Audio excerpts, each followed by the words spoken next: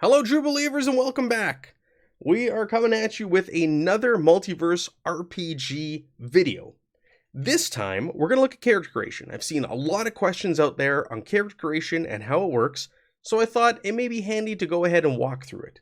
Now, keep in mind, this is using the playtest rules, so we have a very limited number of powers and traits available to us, and things are more than sure to change between now and publication in 2023 or whenever that happens. So keep that in mind when you're watching this at a later date, that this is using the very, very limited playtest rules. So to start character creation, I recommend taking a look at the powers available in the playtest and coming up with a concept of what you want to build, who you want to play. From there, you can then go backwards and build that character out. For us, we're not building a hero. I want to recreate the villain, the Trapster, aka Pastepot Pete. We've got the Marvel Wiki open here to help us. We're going to use this as a guideline on building out the Trapster.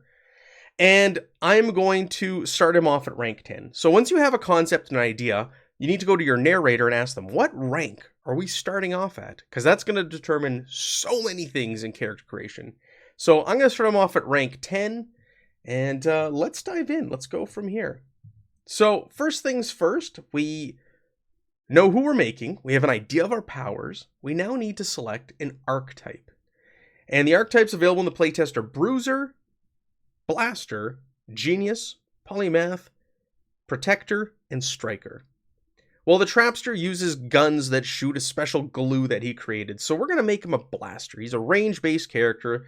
That's what he does. He's kind of a one-trick pony. So we're going to make him a Blaster. So I've filled that in on the character sheet up here. I've also got his rank filled in of 10. And next thing we need to do is we need to come up with the ability scores. Now, your rank is going to determine how many points you get to spend on these ability scores.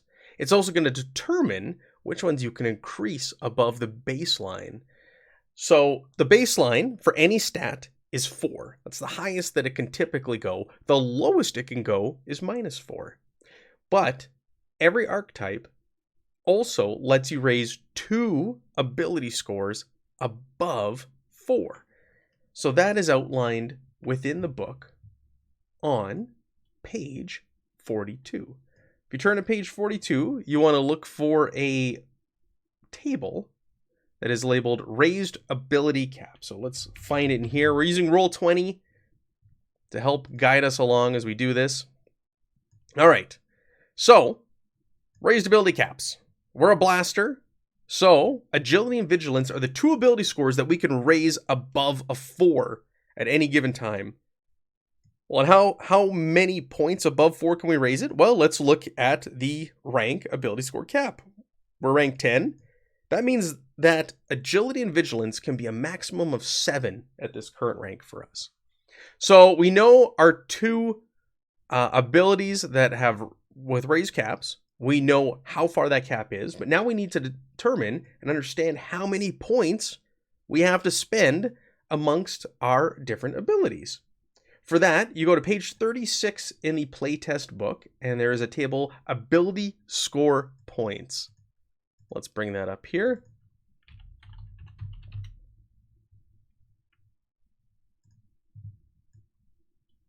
So, again, this is broken up by rank. We're starting at rank 10. That gives us 23 points to spend amongst our abilities. I've already filled them in here on the character sheet. So, he's of average size and strength. I gave him a 2. His agility can be raised above the baseline of, or the max, the ceiling of 4. So we put that to a 5. He's a ranged base character.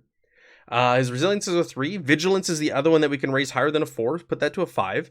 And then with the remaining points, put his ego as a 4 and his logic as a 4. He's a scientist. He's smarter than the average person. And he's also a villain. So he's got a bit of an ego to him. So we've spent our 23 points amongst our ability scores. Now, at this point, you can also, like I said, you can have a score at -4. You could take away from something. We could give him a might of -1, and then those extra points that we used to lower it can be spent on a different ability score. But I like where we're at. I don't want to lower or raise anything at this point. From here, we're going to jump over to the derived stats. So next thing we want to do is we want to look at health. That is your physical hit points. What we what you do is you want to find a table in the book that tells you by your archetype and rank how many health points you start with. So we're a blaster, so let's jump over to the blaster table. There we go. I'm going to scroll down here. So we got health. We're rank 10. That's 40 health points. So let's plug 40 in there, but we're not done. What you do then is you multiply your resilience score by your rank. So our resilience is a 3. Our rank is a 10. That's 30. We add that on to the 40 that is given to us as our base score. So that leaves us with 70 max health or physical hit points. Next, we have focus. Focus are things that it's a currency you can use in the game. It's also kind of like your mental hit points, if you will. We're going to do the same thing for this. We go back to that table. We go to rank 10. We see focus on here. And we start with 60 points. And again, this is just a base number. For focus, you take your vigilance and multiply it by your rank. So our vigilance is a 50, a 5. We multiply that by 10, that gives us 50. We add that onto the base score of the 60. So that brings our focus up to 110. Or the Trapster, he's a very focused individual. Next, we'll take our look at our karma. This is equal to half your rank rounded up. So we're rank 10, half of that is 5. After that, we do our initiative modifier. This is used for determining when you roll initiative in combat, you're going to get a bonus to that roll. For this, you either take the higher of the two, your vigilance or your agility. For us, our agility is a 5 and our vigilance is a 5. So we're going to put 5 in initiative modifier, but you would normally take the higher of the two if there was a difference between them. After that, we look at our speed. That's our movement speed for like walking or running. The base number is 25, and you add your agility score onto that. So we've got an agility of 5. The base number is 25, so it takes us to 30 feet, walking or running. After that, we look at our fight damage, which is also on the table to the right here. So fight damage is your melee-based damage. So at our rank, it's 3d6 plus 14. You also add your might score onto that. So you're going to notice up here, we've got 3d6. We've got a 2. Our might is a 2. So just go ahead and plug 14 in there for that. Range damage, we're going to do the same thing. 3d6 plus 25. But for this one, you add on your agility. And again, our agility is 5. It's on there. We've got our 3d6. So just plug 25 in there. And there's our range-based damage. Simple. Next, we're going to jump over to these boxes, these empty boxes on either side of the ability scores. We've got our action modifier and our defense score. So let's go ahead and figure out how to calculate those. These are also going to be found on your Archetype table within the playtest rules. So here, we've got that right above of where we're looking. Again, you want to look for your rank.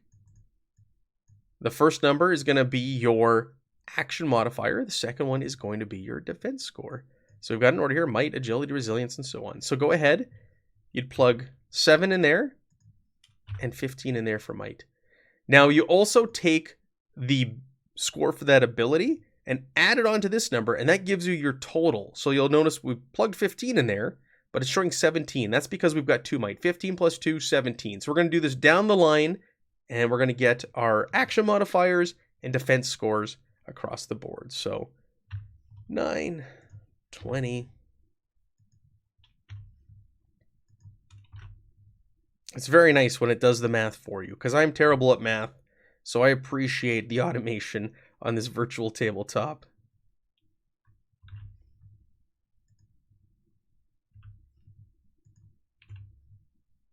Okay, so our action modifiers are done. Our defense score is done for our rank. Beautiful. So what do we do next? Well, next thing we're going to do is we're going to figure out our origins and traits. So for our origin, This represents your hero or villain's life before taking on, being a hero or a villain. For the Trapster, because he was a scientist who developed this glue, I'm going to take Scientist for his origin. There was a number available in the book. They said that this is a small sampling. There's going to be even more available once the game comes out. I'm just going to put that under his personality. Next thing we're going to do is look at traits. So traits usually have bonuses tied to them. And your rank is going to determine how many, again, traits you get. So let's go ahead and let's find the traits table here.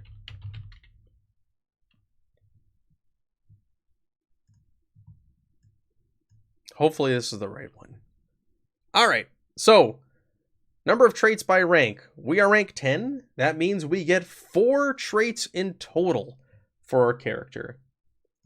Now for our Trapster here, I am going to take Rich, Scientific Expertise, Signature Weapon, which are his glue guns, and Tech Reliance, because he relies on those guns. So you'd go ahead and fill that in on your character sheet under the appropriate field. Finally, we get to powers. This is where we get to make our hero or villain tick. This is where they really start to shine. So, again, the number of powers you have and the types of powers you can start with is determined by your rank. So let's go ahead and bring up powers here and bring up the table.